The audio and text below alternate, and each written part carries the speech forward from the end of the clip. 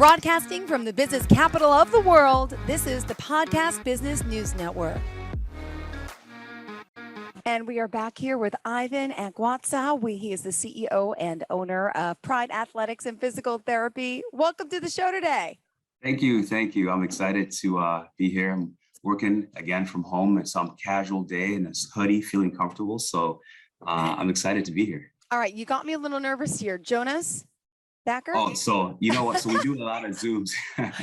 I'm like, wait a second. I think it's Ivan. I'm like, yeah. No, that's one of our team members. He was coaching Brian Zoom, and he was on here last. So Jonas, shout out to you. Perfect. Just making sure. Yeah. So we're live, obviously, here on Zoom as well as on the podcast today. Again, Pryde Athletics and Physical Therapy. Would you mind giving us a little bit about information about the company? And I want to point out Pryde is spelled Pryde. Athletics.com is the website. Yes, absolutely. So we are Pryde Athletics and Physical Therapy. We work on everything from sports performance, wellness, fitness training. We do some nutrition consultations. And then all the way through physical therapy, return to play, return to life programs. We're located in Canton, Michigan. Website, prydeathletics.com or prydept.com. Have a fabulous Instagram that you guys could check out our personalities and some of the videos of what we do. And if you don't do technology or social media, you can always pick up the phone and call us at 734-895-1901. So excited to be here. And I'm excited too. You know, spring is in the air. Happy spring. It's the time to get moving, the time for wellness and to really work on those wellness goals. I know that's going to be the focus of our topic in our show today. So how to motivate adults, working people to really get moving and the dynamics that get in the way with some health goals. So let's start off by talking about what exactly does adult health and wellness mean to you, Ivan? It means, making time and making it a priority. And you got to understand that you cannot pour from an empty cup. There's this parable in the Bible that speaks about abundance. And it goes on to say, my cup runneth over. I used to think of this as just, give. And one of the most profound things I've heard was a lady giving a speech on this specific abundance. And as parents, as spouses, we give everything to the children, to the spouse, to the job, and everything in between. But then she goes to say, hey, look, listen, my cup runneth over. What comes out of the cup is for you. What's in the cup is for me, but I have to keep my cup full. And you cannot possibly sustain on an empty spirit. And really what I want to touch on today is, I want to get a little vulnerable because I think when people come into our space, they have all these other things that are not fitness oriented, performance oriented, physical therapy oriented, but they're on the spirit and they don't necessarily ever rid themselves of these. But what I've kind of talked about here is we want to create a show one day called Gym Fly and all the things that people tell us through the process of training. And you get to understand the vulnerability in ourselves and they get vulnerable when they're going through the process and they share so many things. And often these things are things that affect us all and they have nothing to do with wellness or setting goals or wanting to. It's just things that just get in the way. I know. And there's a lot of it that gets in the way, right? You mentioned that there's a parable in the Bible that speaks about abundance. Could you talk a little bit about that a little further? Yeah. So, given abundance, I think, we live in a nation where everything is great. We have, instant access to pretty much anything that you can think of. But also we've been programmed to also react instantly. Someone texts you something, you have to respond now, where in the past they, leave a voicemail and you get back to them whenever you do. Or a beeper. So, yeah, exactly. For the pagers, yeah. So I think, when, especially when you're being a parent and especially when you're trying to commit to a wellness routine, I think because you're programmed to respond now, give now, you get into this thing where you have guilt, right? And this guilt associated with doing well for yourself it gets in the way. And look, you know this, being a parent is one of the most amazing things in the world, but like the psychology behind it is inexplainable and can be like the most destructive to your own self. And because you have these irrational thoughts, you know, and you actually are led to believe like, hey man, if I do for me, I'm taking from them. And, you know, it's simply not true. And if you don't take time now, you're probably stealing from them in a larger capacity down the line. And everything that we give, it takes sacrifice, and we really have to delve into understanding that sacrifice. And the question really comes to, it's like, if you don't make the sacrifice now, you know, when are you willing to take this sacrifice? You're always going to have to make the sacrifice. But currently you're tired, you're exhausted, you're overextended, you're running constantly from one thing to another. And if you take the time now, perhaps the kids are bored. Perhaps you pick them up, you leave work a little early, you know, you pick them up 30 minutes late and you create your hour in between. And you can juggle these things, but once you become healthier and more productive, it won't be such an acrobatic act. It just becomes a routine. You know, you become a better parent, more efficient, less exhausted, and Lord willing, it adds to your life in the future. So going, you know, when you're looking at like this abundance, you know, you can create abundance, you know, from within, and not necessarily emptying your spirit all the time when everybody's asking for so much of you. You can't sustain an empty spirit, you said, right? It's No, true. yeah. You can't. All right. So what do you think one thing in particular that gets in the way of, let's say, parents committing to a wellness routine? Yeah, I think with parents, it's just, you know, really looking at, you know, like just in that spirit of not giving so much. You have to take time for yourself. You have to prioritize you. And when you're on a plane and you're flying, you know, what do they say? You know, put on your own air mask first, right? Yeah. Because it doesn't work the other way around. You know, by the time you fidget with 3 little kids, you're passed out. You can't help them anyway. Yeah. So I think it's, you know, this is the oxygen mask that you need for your life, and it makes you such a better person. And the reality of it all is that you're not that far away from feeling the best you have in your life. And, you know, the problem is when you become a parent, you're last and you forget, you know, so you got to know yourself, feed yourself, give yourself oxygen, pull away from the kids a little bit. If you have spouses, understand the goal is, I want this person to be the strongest version of themselves, and allow each other for this space to grow and become healthier. Beautifully said. Thank you for sharing that. All right. Now, also, you know, you talk about with psychology and how sometimes you start to think a little irrationally. I mean, we do that, right? So perception, you say, leads you to believe that if I do this for myself, I'm taking from them. And it's simply just not true. No. Right? It's not. But why do we do that? I mean, it's horrible. But if we talk about it, we know it's not right. Let's not do it. Let's get motivated and let's get going, right? Because you say everything in life does require sacrifice. Let's talk about that. You got to put things a priority on your list. Yeah. So like to speak about sacrifice, you know, we have goals, we have priorities. And I can only speak really to me and my experience as a business owner. So, you know, I'll get a little vulnerable and tell you a little story, you know. But it's every parent's story. You know, you're trying to make ends meet. Yeah. And, you know, you're always guilty. You're always feeling, you know, it's like this greatest imposter phenomenon to be a parent, because you never feel like you're doing it quite enough or quite good enough.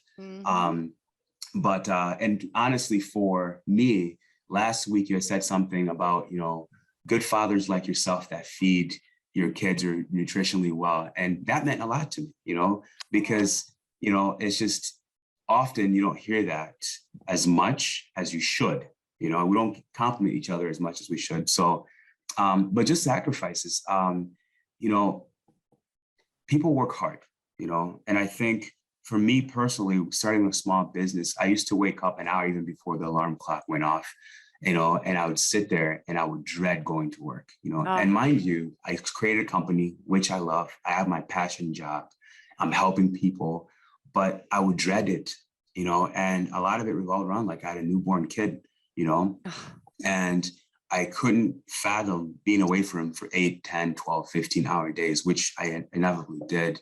And, sometimes, I'd come home at night just to catch a glimpse of him when he was sleeping. And I feel like that's the story of every man, that I've spoken to.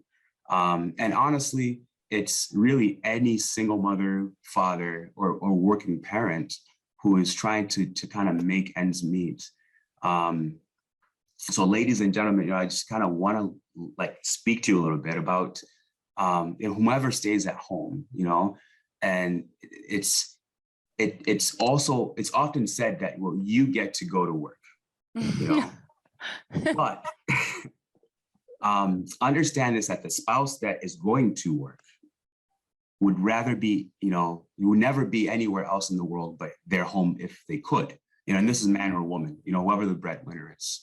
So I think, the privilege really isn't going to work. It's the necessity, right? Correct. And because we have to eat some way. The ends have to be met. And I think that a lot of times we hurl this thing out, one way or the other, and we look at it as the overarching differentiator in our status. And society too, I think, looks down on women that stay home, because that too is a hard job, and we don't give them the reward necessary, the praise. And society likely looks down on men that stay home in a certain respect as well, because, it's not the manly thing to do. But I think, the privilege is staying at home, because I have never heard people reminisce in their later years, and speak about how they got to go to work every single day. Wow. Most men I speak to, and when we're training people, they regret having to go to work their whole life. They regret time missed with their spouse, time missed with their kids, their progression. But on the other side, what I do see when I speak to, women in their later years, men who are able to create an environment to which they can pull away from work, or women that were able to do the same, I see and I hear men and women talk about the privilege it was to be there for their kids, to be there in every moment, to be present to every game. So yeah, it's just one of those things. I think when you're going through it, you think, I need to talk to adults, oh my God. But the reality is later in life, you look back and go, wow, that was such a profound time in my life where I got to be, with my kids. So these are the sacrifices that we make. And these are the things that I think when you're going through the mud of it all, it skews your vision and the perception feels like you're missing out. But the reality is, these little people are going to bless you immensely in this time that you're spending with them. And then the house gets quiet. You have them for 18 years, honestly, really 12, because they start playing with friends and sleep over. And now you're faced to live in a home where you really missed out on a lot of these things because of work and different things like that. Wow. And you mentioned it's all about a juggle, right? The juggling game.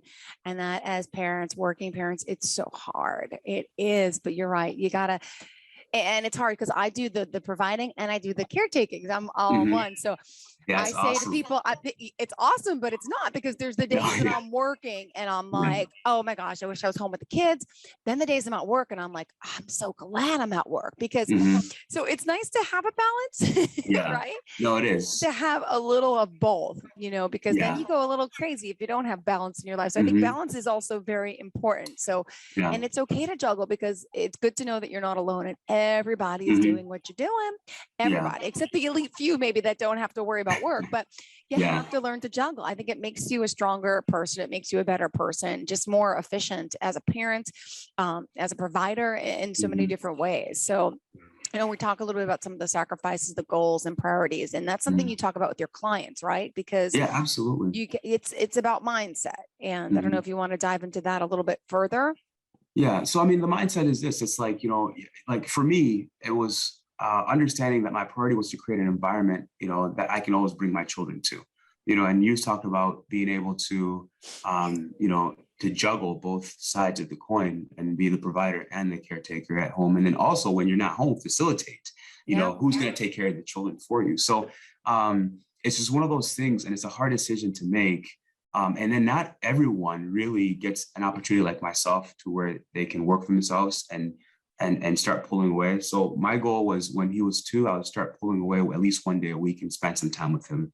You know, when his mom went back to work, it was, you know, hey, I can now spend a couple more days. And eventually the goal was when, you know, he was 5, I want to be really available. But then the pandemic happened and we all were forced to be available. So it created a great synergy where I did homeschooling and, you know, then there was the shutdown and we rolled it into summer break and it was all this time together. But I think like when we speak to our clients, you know, and you're talking about people in their lives, you know, a story I often share is this quote by Reverend T.D. Jakes. And it really kind of got the guilt away from, you know, and I felt comfortable and strong going to work and knowing that's what I needed to do.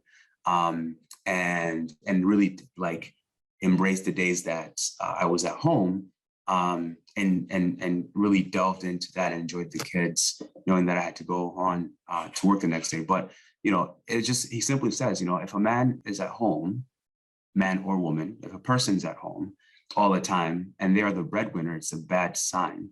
And he says the problem is, you know, being a father or mother, you know, you can never give 100%, right? No. If you give time, you don't have money if you're the breadwinner. If you give, you know, if I give you me, right, you don't have money. If I give you money, you don't have me. And he's like, I can't be there and then earn a living in the same time. And I'm limited in this capacity. And then he goes on to say that, you know, my obligation is to make sure that you have a life that is better than the one I had, right? And the difficult part about being a mother or father is that everybody wants it now. The kids want it now. The wife or husband wants it now. The job wants it now. The opportunities are now. And because you're in your early years, you know, these are your earning years. So, you know, so you can't really, so sometimes it gets, you know, muddled but I like to share this story with people because, you know, and it felt the same for me because it was like the sigh of relief. It's like, okay, someone gets it, you know? And I feel like this is a good articulation of the things that we're all going through, especially as mothers and fathers that are winning bread, that we just, you know, can't seem to shake, you know, this guilt. But on the other side of things, I think, you know, if I understand and I come home after this long day away from it, and I go, hey, babe, I gotta go work out. And she's like, well, hold on a second, you know, or he, right? Yeah. Because we're not seeing life from the other person's perspective. It's their eyes. Yes. Yeah. And that's the thing where I really start with perspective, because the reality of it is this is the reason why most people are afraid to start this journey, because it goes back to that. If I take this time to benefit me, presumably it looks as if I'm pulling away from them one more hour of the day. And again, all the mud in life makes either side of the coin, you know, not really share the perspective of the other. But I think if we pull back the layers and go, man, you know, this man or woman has been at work, you know, and he's not at the beckoning call, or she's not the beckoning call of children per se, but, you know, you got employees, you have a boss, you know, you have budgets and deadlines. And if you can kind of swap perceptions and allow each other the space to go and get that 1 hour to yourself, to go and get into the gym, start this life cycle, I think it benefits both. And I always say to people, it's like, well, someone, you know, a guy or a girl is complaining to me about their significant other. I'm like, well, have you ever looked at it from their perspective? You know, and once perspective changes and it's not what I want, what I need, it's, okay, how can I serve you? And here we talk about servant leadership a lot. And I think it's been taken out of our definitions and our vocabulary. But if I'm a servant leader and I look to serve other people, there comes a point where other people start serving you back.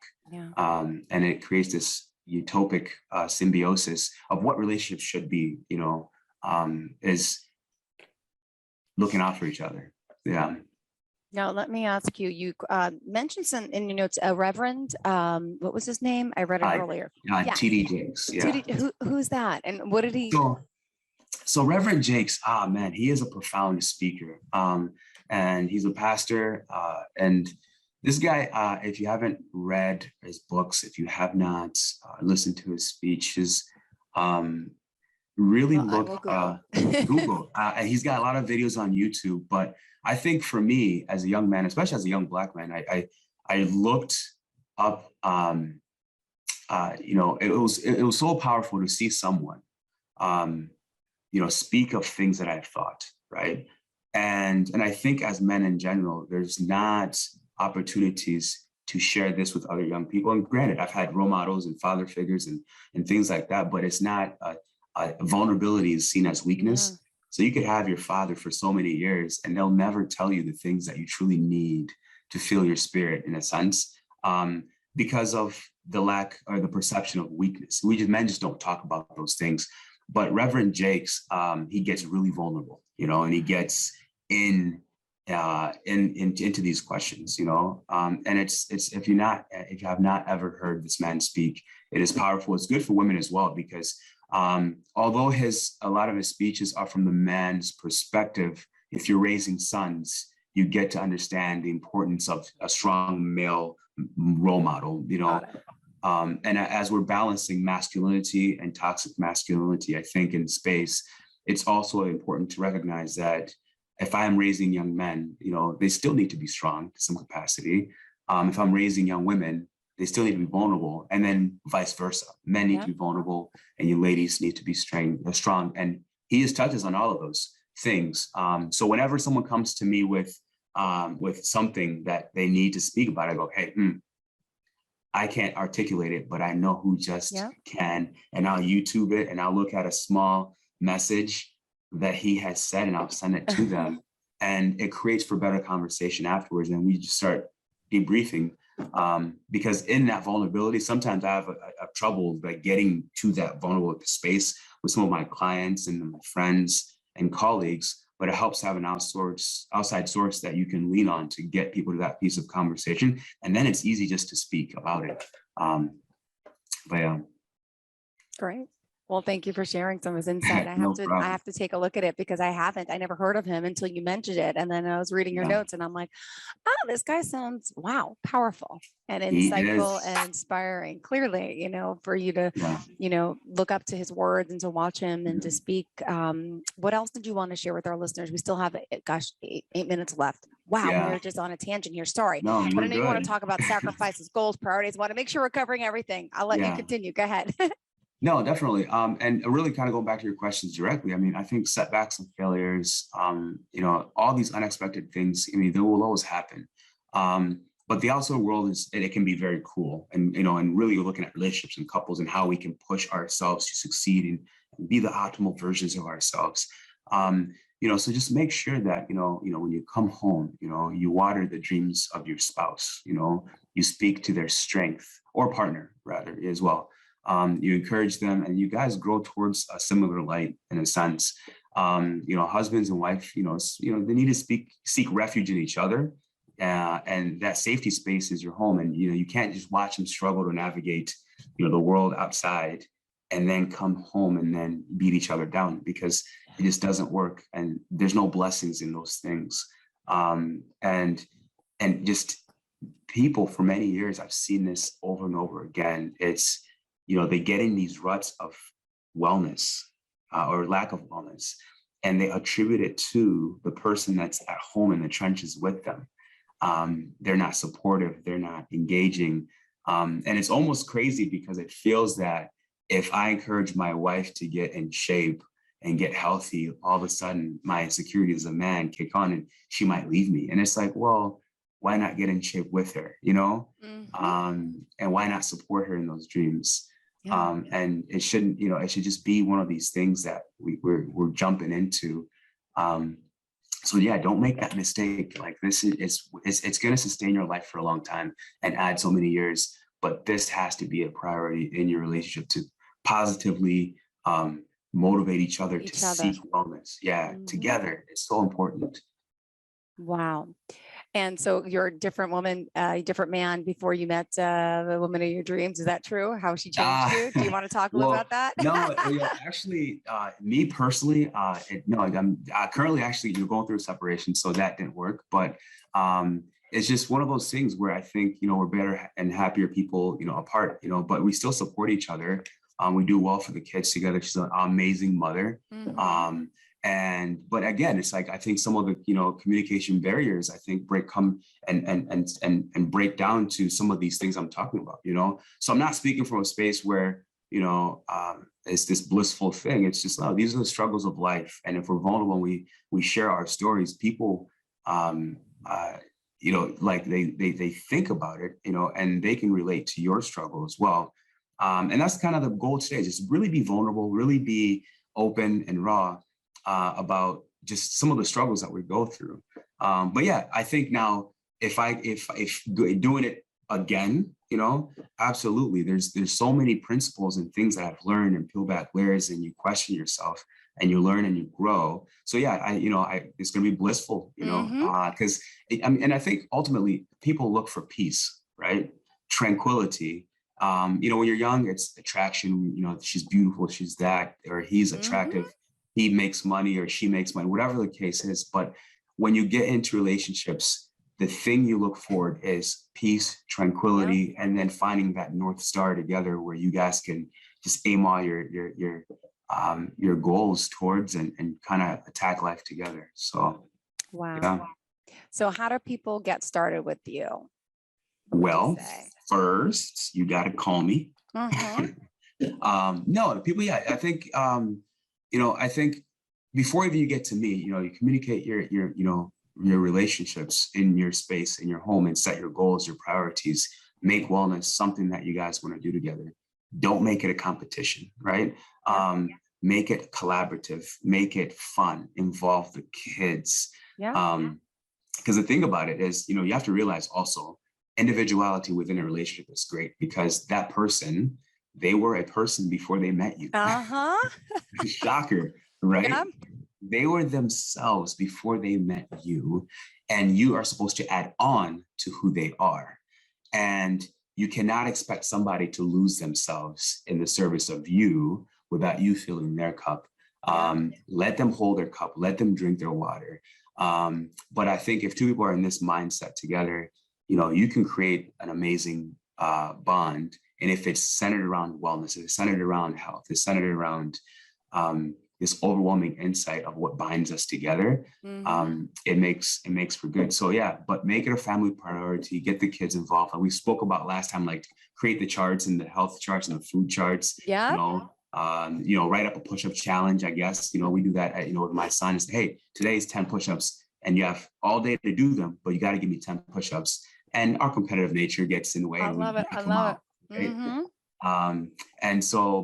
And if it's a cumulative thing, I think parents get a babysitter. It's 1 hour. Get a babysitter.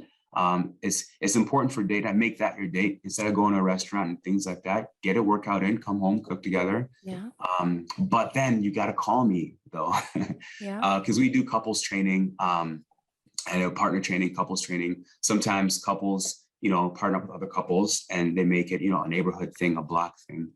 So create allies. And I think the thing about the challenge piece that works is when couples together, create a fitness challenge with other couples. I think those work phenomenally well. And then throw a vacation in there as a prize or something crazy. Oh, I love it. I love it. So tell us how we can reach out to you directly to get started. So visit our Instagram page. I think that's the best way to get into the spirit of what we do. You'll see great videos. So part of the other thing, we mentioned the physical therapy piece, but you'll be inspired because there are some amazing videos of people that are really trying to change your life. Now, you and I can talk about fitness and wellness, but there's people in our space that are trying to get strong so they can walk again, right? And they're all on our Instagram pages. So you'll get inspired on the videos. You can call us at 734-895-1901, or you can just go to our website and kind of look at the Google Maps where we're located and read up on who we are. But you won't be disappointed. So just kind of on the basic topics. We've covered the last 4 sessions. We're just more than a normal gym. We're really invested in people. Yeah. Wow. And on social media, where do we find you? It's under Pryde Athletics, or is it So under Instagram, Instagram.com/Pryde Athletics, or Pryde Physical Therapy. But they're linked together. You'll be able to see videos from one or the other. And then on Facebook, it's facebook.com/Pryde Athletics Canton or /Pryde Physical Therapy. Or just Google it. Pryde Physical Therapy, Pryde That's Athletics. what I do. Like, I'll be Googling the Reverend later. Yeah. Thank you. No, like Google that guy. I mean, he'll will. change your life in the perspective of just understanding people's capacity. And the one thing that I can leave you guys with, essentially, it's, we talk about even like love languages and things like that. But often you talk about love language in the form of what you need, but you forget what is the capacity of my partner, right? And how do they know how to love, right? If you take into account how someone knows how to love, it makes you a better receptive person to the love that they're able to give, not willing, but sometimes we can only love you in a way that they understand how to. So beautiful. Ivan, thank you so much for your time today, for being here, for joining us, and looking forward to the next time we speak. Great topics today, great notes. Have a great day, sweetheart. All right, Best of luck to you and your family, and have a fantastic day. And Are you looking for even more of the podcasts and hosts that you love? The Podcast Business News Network is proud to announce that you can now listen live on the MyTuner Radio and online Radio Box apps for iOS, Android, and the Amazon App Store. Or check us out online. Search for Business News Network on mytuner-radio.com, or search Podcast Business News Network on onlineradiobox.com/US so you don't miss a minute of the action.